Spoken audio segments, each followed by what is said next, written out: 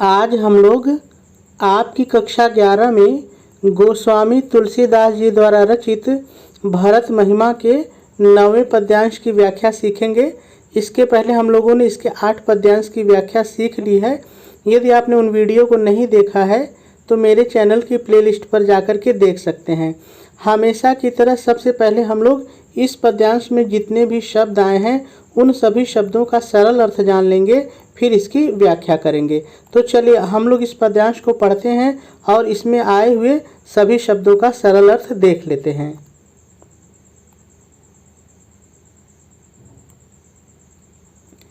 नाथ, देखिए नाथ माने तो वैसे स्वामी होता है, लेकिन यहाँ पे नाथ का मतलब श्री रामचंद्र जी से है।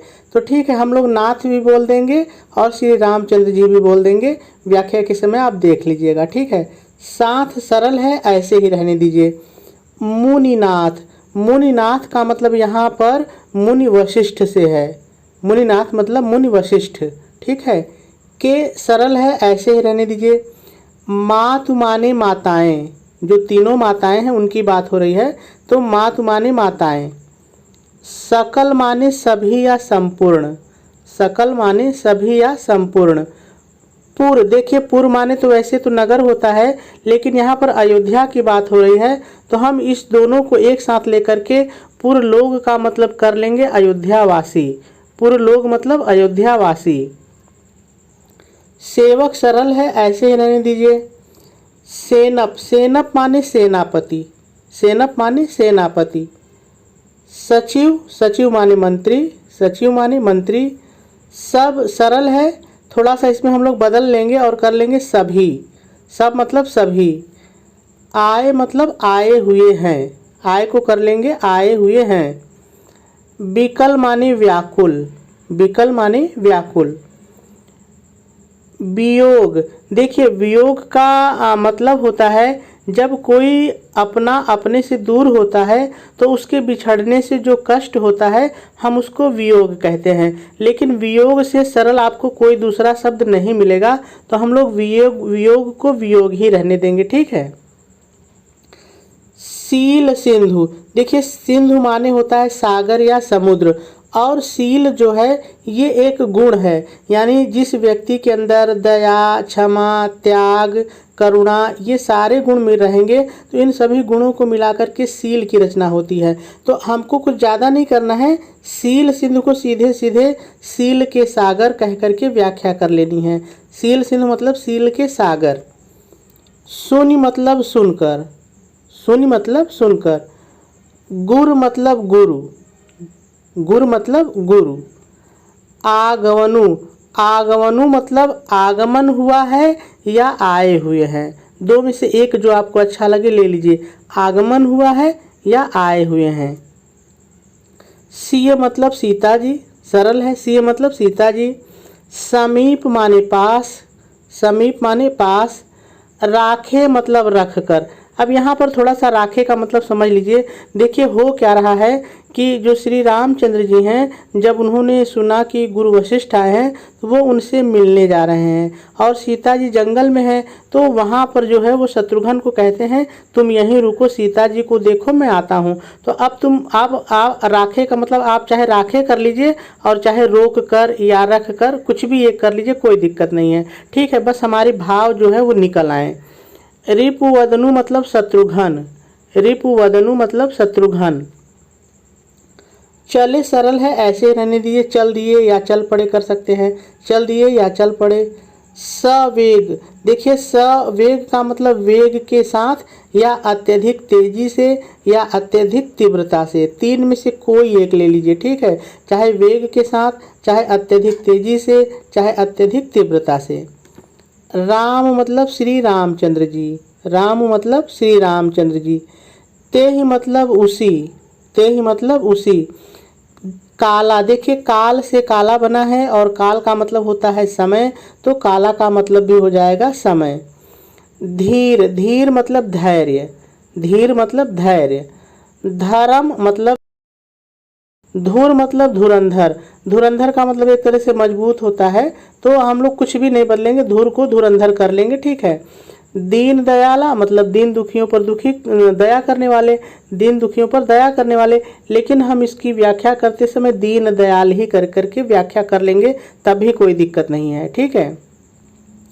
गुरह मतलब गुरु वशिष्ठ, गुरह मतलब गुरु जी होता है, लेकिन यहाँ पे हम लोग कहेंगे गुरु वशिष्ठ। देख मतलब देख कर, देख मतलब देख कर। सानुज, देखिए सा माने साथ और अनुज माने छोटा भाई, तो सानुज मतलब छोटे भाई के साथ, सानुज माने छोटे भाई के साथ। अनुरागे, अनुरागे मतलब प्रेम से भर गए, अनुरागे मतलब प्रेम से भर गए। दंड मतलब दंडवत यानी लेट कर, जमीन पर लेट कर, दंड मतलब दंडवत।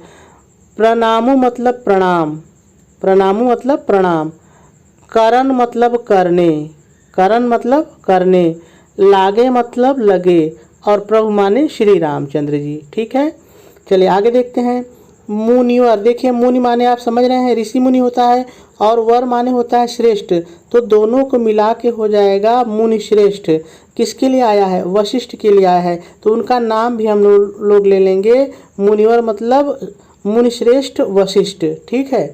धाय मतलब दौड़कर, धाय मतलब दौड़कर। लिए सरल है ऐसे ही रहने दीजिए। उरलाई मतलब हृदय से, उरलाई मतलब हृदय से। प्रेम सरल है ऐसे ही रहने दीजिए। उमग मतलब उमंग, उमग मतलब उमंग। भेंटे मतलब मिले, भेंटे मतलब मिले। दो मतलब दोनों, दो मतलब दोनों। भाई सरल है, यहाँ पे थोड़ा सा जोड़ के कर देंगे भाई से, भाई से। ठीक है, चलिए आगे देखते हैं। प्रेम यह भी सरल है ऐसे ही रहने दीजिए। पुलक मतलब पुलकित होकर या प्रसन्न होकर, दो में से कोई भी एक ले लीजिए। पुलक मतलब पुलकित होकर या प्रसन्न होकर। केवट, केवट अर्थात निषाद राज, आप केवट कह के भी व्याख्या कर सकते हैं, और चाहे निषाद राज कर लीजिए। ठीक है। कह मतलब कहकर या बताकर, कह मतलब कहकर या बताकर। नामू मतलब नाम, नामू मतलब नाम। कीन्ह मतलब किया, कीन्ह मतलब किया। दूर सरल है और ते माने होता है से, तो जब दोनों को एक साथ कर लेंगे तो हो जाएगा दूर ते मतलब दूर से, दूर ते मतलब दूर से। दंड दंडवत पहले भी आ चुका है, दंड मतलब दंडवत यानी कि लेट कर। प्रणामो मतलब प्रणाम, प्रणामो मतलब प्रणाम। राम सखा, राम सखा मतलब राम का मित्र, राम सखा मतलब राम का मित्र। ऋषि, ऋषि मतलब ऋषि वशिष्ठ के लिए आया है, ऋषि मतलब ऋषि वशिष्ठ। बरबस मतलब जबरदस्ती या बलपूर्वक, बरबस मतलब जबरदस्ती या बलपूर्वक। भेंटा मतलब यहाँ पर होगा हृदय से लगाया, भेंटा मतलब हृदय से लगाया। जनु मतलब मानो, जनु मतलब मानो। महि, महि माने होता है धरती या पृथ्वी, महि माने धरती या पृथ्वी, दो में से कोई एक आप ले सकते हैं।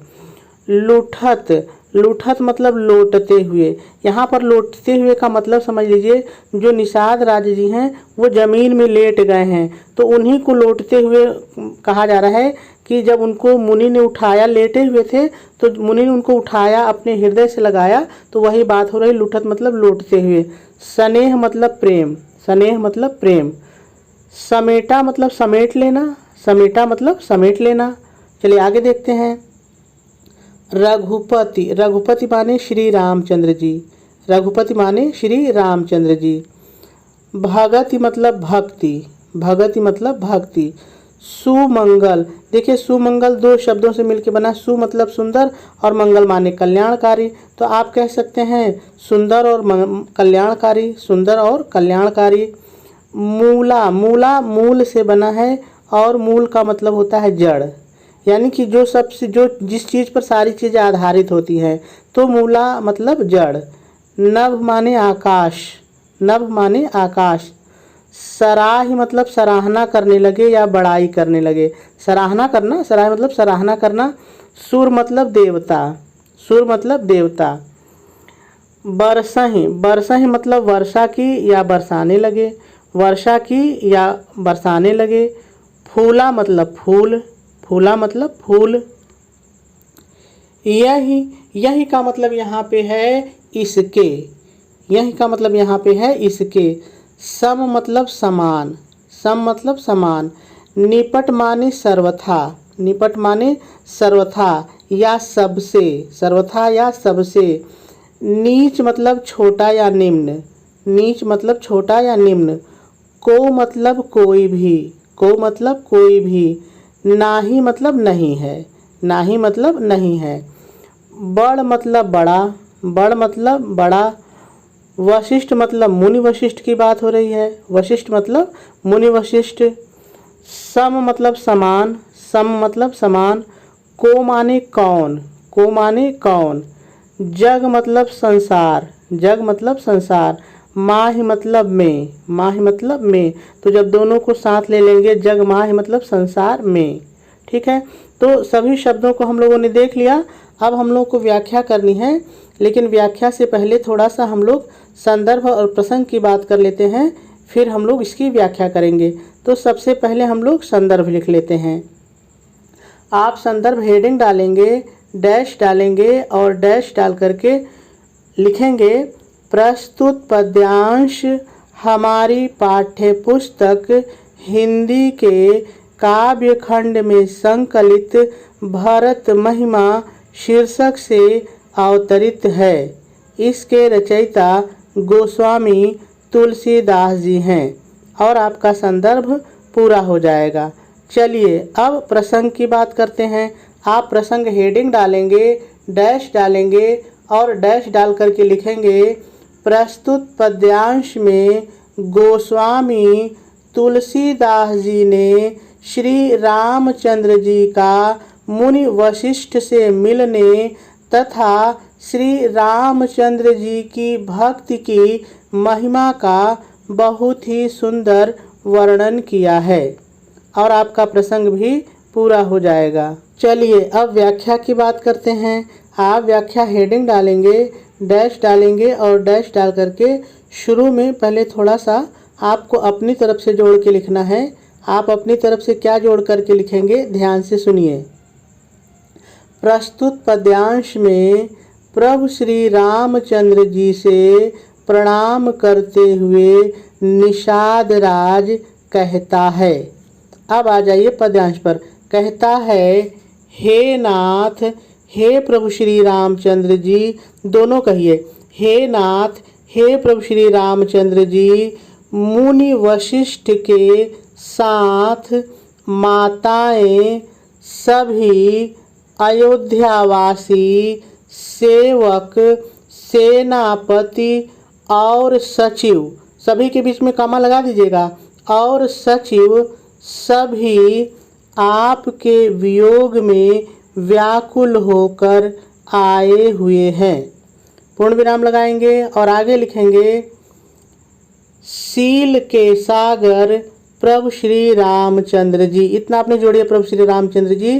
सील के सागर प्रभु श्री रामचंद्र जी यह सुनकर कि गुरु वशिष्ठ का आगमन हुआ है, सीता जी के पास शत्रुघ्न को रोक कर धैर्य, धर्म, धुरंधर, दीन दयाल प्रभु श्री रामचंद्र जी उसी समय अत्यंत तीव्रता से चल पड़े। पूर्ण विराम लगाएंगे और आगे लिखेंगे गुरु विश्वामित्र को देखकर अपने छोटे भाई लक्ष्मण के साथ प्रेम से भर गए और प्रभु श्री रामचंद्र जी मुनि वशिष्ठ को, अपने जोड़िए, मुनि वशिष्ठ को दंडवत प्रणाम करने लगे। पूर्ण विराम लगाएंगे और आगे लिखेंगे मुनि श्रेष्ठ वशिष्ठ दौड़कर उन्हें अपने हृदय से लगा लिया और, अपने जोड़िए, और प्रेम और उमंग से भरकर दोनों भाई से मिले। पूर्ण विराम लगाएंगे और आगे लिखेंगे प्रेम से पुलकित होकर केवट अपना नाम कहते हुए दूर से ही मुनि वशिष्ठ को, अपने जोड़िए, मुनि वशिष्ठ को दंडवत प्रणाम किया। पूर्ण विराम लगाएंगे और आगे लिखेंगे मुनि वशिष्ठ भी उसे अपने जुड़े उसे राम सखा जानकर बलपूर्वक हृदय से लगाया, मानो धरती पर लौटते हुए प्रेम को समेट लिया हो। पूर्ण विराम लगाएंगे और आगे लिखेंगे श्री रामचंद्र जी की भक्ति सभी सुंदर और कल्याण की मूल है। इस प्रकार की सराहना करते हुए देवता आकाश से फूलों की वर्षा की। पूर्ण विराम लगाएंगे और आगे लिखेंगे इसके समान अर्थात निषाद राज के समान, इतना अपने जोड़े, अर्थात निषाद राज के समान सर्वथा छोटा कोई नहीं है और मुनि वशिष्ठ के समान इस संसार में कौन बड़ा है। प्रश्नवाचक चिन्ह लगाएंगे और उत्तर भी दे देंगे, अर्थात इस समय संसार में मुनि वशिष्ठ से बड़ा कोई नहीं है, और आपकी व्याख्या पूरी हो जाएगी। चलिए अब हम लोग काव्य सौंदर्य देख लेते हैं।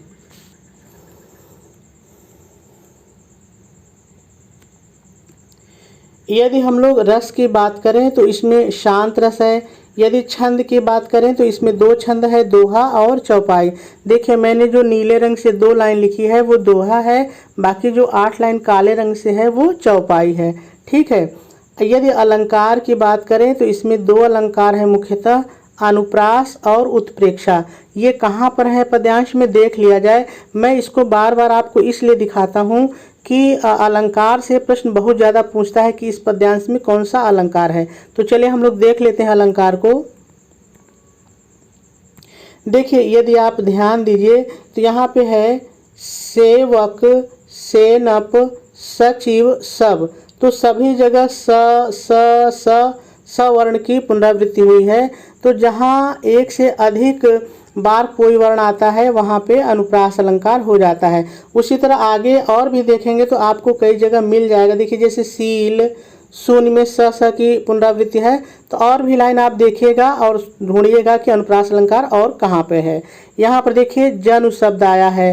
तो मैंने पहले भी बताया है जहाँ पे मानो, मनु, जानो, जनु ऐसे शब्द आते हैं वहाँ पे उत्प्रेक्षा अलंकार होता है। ठीक है, चलिए अब आगे देखते हैं। यदि हम लोग भाषा की बात करें तो इस पद्यांश में अवधी भाषा है, तुलसीदास जी की भाषा ही अवधी है। यदि शैली की बात करें तो प्रबंधात्मक है, गुण इसमें प्रसाद है और पद ये गेय पद है, यानी आप इसको गाने की तरह गा सकते हैं। अब हम लोग देखते हैं कि इस पद्यांश से किस तरह से प्रश्न पूछे जा सकते हैं और उसका उत्तर भी लिखने का प्रयास करते हैं। तो सबसे पहले हम लोग पढ़ते हैं कि प्रश्न पूछा कैसे जाता है। तो चलिए देखते हैं। प्रश्न आपसे इसी तरह से पूछा जाएगा, उपर्युक्त पद्यांश को पढ़कर दिए गए प्रश्नों के उत्तर दीजिए। तो चलिए प्रश्न को पढ़ते हैं और उत्तर देने का प्रयास करते हैं। देखिए यदि पहला प्रश्न पढ़ा जाए तो प्रस्तुत पद्यांश के आधार पर राम की गुरु वशिष्ठ से हुई भेंट का वर्णन कीजिए। तो देखिए मैंने व्याख्या में आपसे बताया, आप उत्तर डालेंगे और लिखेंगे। कैसे लिखेंगे साथ साथ सुनते चलिए। प्रस्तुत पद्यांश के आधार पर श्री रामचंद्र जी की वशिष्ठ से भेंट होने पर वे अपने भाई लक्ष्मण के साथ प्रेम से भर गए और गुरु वशिष्ठ को दंडवत प्रणाम किया और गुरु वशिष्ठ ने उन्हें उठा करके अपने गले से लगा लिया, और आपका उत्तर हो जाएगा। चलिए दूसरा प्रश्न पढ़ते हैं। केवट और गुरु वशिष्ठ के प्रसंग के माध्यम से कवि किस बात को स्पष्ट करना चाहता है। तो चलिए इसका उत्तर भी समझ लेते हैं। देखिए आप लिखेंगे केवट और गुरु वशिष्ठ के प्रसंग के माध्यम से कवि इस बात को स्पष्ट करना चाहता है कि श्री राम की भक्ति के कारण निम्न कोटि का व्यक्ति भी उच्चता को प्राप्त कर लेता है। और आपका उत्तर हो जाएगा। चलिए तीसरा देखते हैं।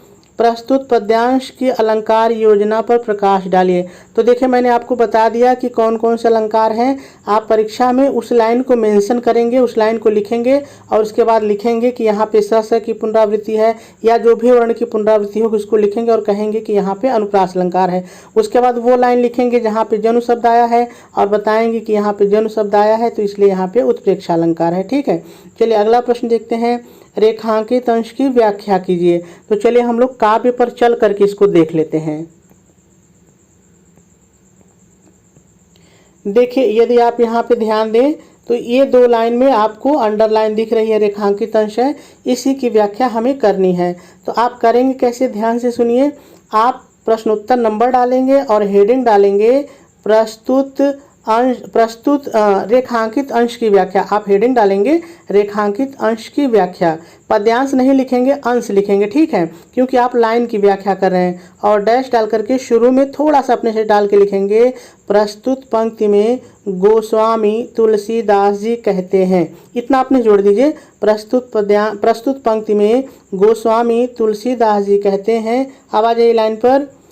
प्रेम से पुलकित होकर केवट अपना नाम कहते हुए मुनि वशिष्ठ को, इतना आपको अपने जोड़ना है, मुनि वशिष्ठ को दूर से ही दंडवत प्रणाम किया। मुनि वशिष्ठ भी उसे राम सखा जानकर बलपूर्वक हृदय से लगाया, मानो धरती पर लौटते हुए प्रेम को समेट लिया हो।